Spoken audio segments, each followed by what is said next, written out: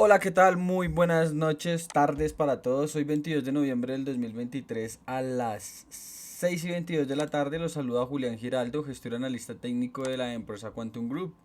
Vale, chicos, vamos a dar seguimiento a los últimos movimientos que ha tenido el mercado, nuestro portafolio de los diferentes activos que nosotros tenemos, juntando, ya saben, lo más importante a nivel macroeconómico, geopolítico y técnico de la actualidad. Listo, chicos. Bueno, por parte primero que todo, para empezar, tenemos un dólar americano que continúa con su sesgo bajista, que hoy se recupera con bastante fuerza después del dato de las peticiones de desempleo de los Estados Unidos, el cual sale mucho peor, por así decirlo, de lo esperado. Ya saben que seguimos en esa retórica en la que lo bueno es malo y lo malo es bueno. ¿Sí? Cuando el desempleo aumenta, es bueno, es positivo para la Reserva Federal, teniendo en cuenta que las expectativas del mercado descontarían que o en la siguiente hay una pausa o incluso, que a mí todavía me parece una locura, un comienzo de una pauta por parte de la FED, un pivote, perdón, por parte de la FED, ¿sí? Un recorte de los tipos de interés. Todo lo contrario, las peticiones por subsidio o las peticiones de subsidio por desempleo de los Estados Unidos caen, aunque se esperaba una caída, cayó mucho más fuerte, lo que ocasiona que el dólar americano tenga un repunte en la sesión del día de hoy de un 0.71%, pero cierre en el 0.38%. En el dólar americano ya nos encontramos en una primera zona bastante importante, que son los 103 puntos. ¿Sí? Igualmente, si nosotros lo teníamos marcado, era una deuda de Fibonacci, ¿sí? Que es el objetivo del canal, como siempre, mostrar el funcionamiento del sistema, bien, en el cual los seguidores más fieles se pueden dar cuenta que siempre es lo mismo. Aquí está. Bien, tenemos todavía un objetivo más abajo en los 102.69. Objetivo que, si la estructura bajista se sigue manteniendo de esta forma, si no son superados los 104.58, lo podríamos ver en las siguientes sesiones. ¿Sí? Las actas del FOMC, como tal el Comité de Mercado Abierto, nos demuestra que la Reserva Federal o la Fed no da ninguna indicación de posibles recortes de tipos en la última reunión o para la última reunión. ¿Sí? A los mismos miembros del FOMC todavía les preocupa que la inflación pueda ser obstinada o incluso seguir subiendo. ¿Sí? El mercado descuenta en un 100% que la Fed volverá a pausar en la última reunión del año. ¿Sí? Entonces, bueno, ahí podemos tener esas expectativas entre sí y no por parte de la Reserva Federal en el dólar americano y por ende pues a las bolsas. Unas bolsas que gozan desde desde el 25 de octubre con exactitud, un impulso alcista inigualable, ¿sí? Acompañado por resultados de diferentes empresas como Nvidia, que incluso de todas maneras cae en el pre-market y durante el mercado. un Vamos a ver la caída de 5.29% y cierra en un 3.38%, 3.24%, a pesar de sus buenos resultados empresariales. Las expectativas hacen caer la acción de la empresa, teniendo en cuenta que Nvidia demuestra que sus ventas en el país de China se van a reducir. ¿Por qué? Bueno, por la guerra comercial entre Estados Unidos y China. Para la gente que cree que ese tipo de cosas no afectan, pues sí afectan. Nvidia tiene un peso ahorita muy importante en el Nasdaq 100. El Nasdaq 100 no cae de todas maneras. Intenta hacer un rompimiento por encima de los 16.063, pero aún se mantiene en su estructuración alcista. Bien, si nosotros tomamos una onda inversa, vamos a verla, tenemos en cuenta que, o debemos tener ya en consideración, que el Nasdaq 100 debe visitar como mínimo las zonas de los 15.129 y 14.899 como mínimo. Perfecto, yo ya sé hasta qué punto podría trabajar en temporalidades de largo plazo, ¿sí? Teniendo en cuenta que, bueno, hasta el momento todavía no hay una superación como tal de los 15.926. Todavía no podemos cantar victoria respecto a este movimiento. Hasta que no haya un cierre total por encima del mismo, no hay un nuevo impulso todavía. ¿De acuerdo? Entonces, la estructura que yo vería en el Nasdaq 100 en estos momentos sería así. Aquí vendría el cambio de carácter. Y bueno, hasta el momento, como vuelvo y les digo, no tenemos nada claro. Tenemos ese máximo que no ha sido todavía cerrado por completo. Claro, está en semanal.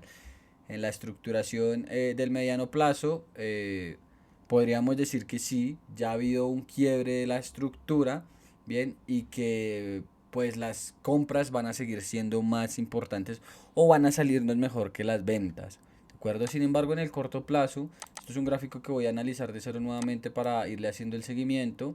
eh, si yo quisiera vender en el mismo, pues tendría que perder los 15.852.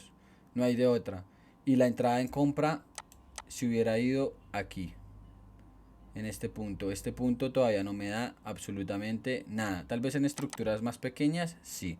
Pero ahorita no tenemos nada. Vuelvo y les digo, vamos a estar con bastante cuidado, teniendo en cuenta pues este impulso, que siempre es lo mismo, siempre tiene que estructurarse, nivelar el gráfico, sí, de ser un mercado eficiente. Bien, y pues las expectativas que ofrecen ahorita los principales presidentes de los principales bancos no son muy positivas para el mercado todavía, como por ejemplo Lagarde en el Banco Central Europeo, diciendo que aún no es el momento de cantar victoria contra la inflación.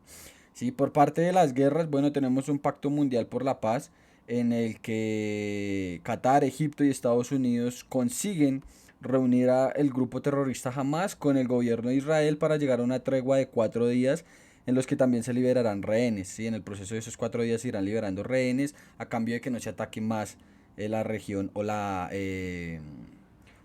sí, que no se ataque más a Gaza. ¿Sí? Este pacto de paz provoca la actual caída del petróleo que vuelve a pesarle más la perspectiva de la recesión mundial, que recuerden el petróleo es un activo también supremamente importante. Tenemos aquí mucha fuerza o mucha intensidad alcista, ojo, con ese cierre que hace el petróleo en estructuración diaria, ¿sí? Pero aún seguimos en escenario de ventas. La venta hubiera sido con exactitud. Aquí este es otro gráfico también que tengo que analizar bien. Ahí tendríamos nuestra venta, un stop loss en ese caso de 60 puntos. Y si quisiéramos hacer una proyección, aunque bueno, ya ahorita se están refinando muchísimo más los fundamentos de entrada, hasta dónde nos vamos a dirigir y demás. Pero así, básicamente y resumidamente, el siguiente objetivo del petróleo serían los $70 por barril. Mala noticia para Rusia en el caso del conflicto que todavía está ahí, del cual ya casi no se habla en los medios de comunicación. ¿Sí? Visitando zonas que no se veían desde el 5 de julio del presente año, en donde posiblemente vuelva a existir un rebote. Un rebote que si nosotros vemos el petróleo en temporalidad semanal o del ya largo plazo, puede ser la culminación para un siguiente impulso. Bien, pero eso todavía no lo podemos determinar. Sabemos que tenemos deudas en los 105 y $110 por barril, pero ahorita las presiones a nivel geopolítico se apaciguan. Ojo, en Medio Oriente, o bueno, como tal en Oriente Medio, porque en Europa del Este siguen, pues, está Kosovo, chicos, en África siguen los golpes de Estado y la descolonización de la potencia francesa, ¿sí? Y ahorita se tensionan las cosas entre las dos Coreas, Japón y Estados Unidos, como raro. ¿Sí? Sin embargo, el petróleo sigue en escenario de ventas, siguen gobernando los vendedores y a nosotros no nos queda de otra que acoplarnos a las estructuras. El Bitcoin. Este es un activo muy interesante que yo quería enseñarles, chicos, en el sentido de lo que está pasando con Changpeng Zhao, o CC, como se lo conoce en el mundo de las criptomonedas, que es el CEO de Binance, ¿sí? Que renuncia a la empresa y va a tener que pagar una multa de $50 millones, mientras que Binance como entidad empresarial, ¿sí? Tendrá que pagar una multa de $4.300 millones. ¿Sí? Changpeng Zhao, perdón, está acusado de blanqueo de capitales e incluso financiamiento al terrorismo. Ese es el tema que le ponen a las criptomonedas, a Bitcoin, y ha sido el principal ataque que han presentado siempre los gobiernos en contra de esta economía disruptiva, ¿no? Que se presta para este tipo de comercios, y es verdad. Sí, de cierta parte, de cierta manera es verdad, no hay un control como tal cuando se trata de comerciar criptomonedas en ese sentido, ¿sí? Pero bueno, ahora otra teoría es la CBDC y eso es un tema que no se nos puede ir, chicos, nunca, nunca, nunca el tema de la parte de conversación o del debate, porque es el futuro económico, ¿sí? Es la venta de seguridad y el control del mercado a cambio del mismo control de nuestra privacidad.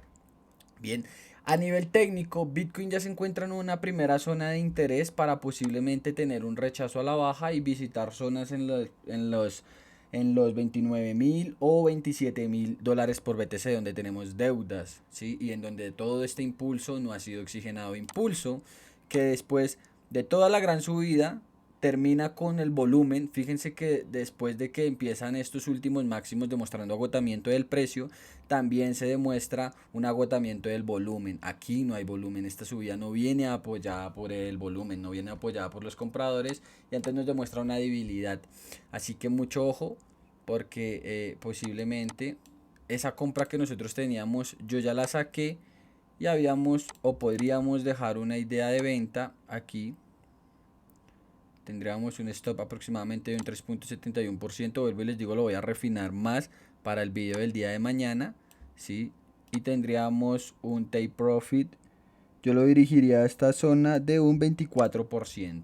Vamos a ver cómo se comporta Bitcoin en el sentido de que a nivel técnico siempre es cíclico. Siempre que ha hecho ese tipo de rompimientos siempre tiene las correcciones. Es un activo que de todas maneras se comporta a nivel estructural muy bien. ¿Listo? A nivel económico e interno de la empresa de Binance, principal exchange de criptomonedas, pues no demuestra afectación. Bitcoin cayó el día de ayer, esta sesión, fíjense, el día de ayer cae con exactitud un 5.23%, pero hoy mismo recupera un 5.1%, recuperó todo lo que perdió ayer, pero se encuentra también pues a nivel estructural en una fase de acumulación. Entonces ojo chicos con las caídas que pueda tener Bitcoin. El peso colombiano es irreferente, por ejemplo, a lo que está haciendo el dólar. No tiene ahorita ninguna expectativa. No ha terminado de romper por debajo de los 3.870 y tampoco termina de romper por encima de los 4.147. Eso quiere decir que no tenemos ahorita nada que hacer con el peso colombiano. Bien. Y ya para ir terminando, chicos, bueno, tenemos el oro. Un oro que a nivel técnico, ojo, porque también tiene que estructurar todo esto en los 1932 o 1888. La estructura que yo veo en el oro es la siguiente. Miren, en el largo plazo yo veo esta estructura en el oro.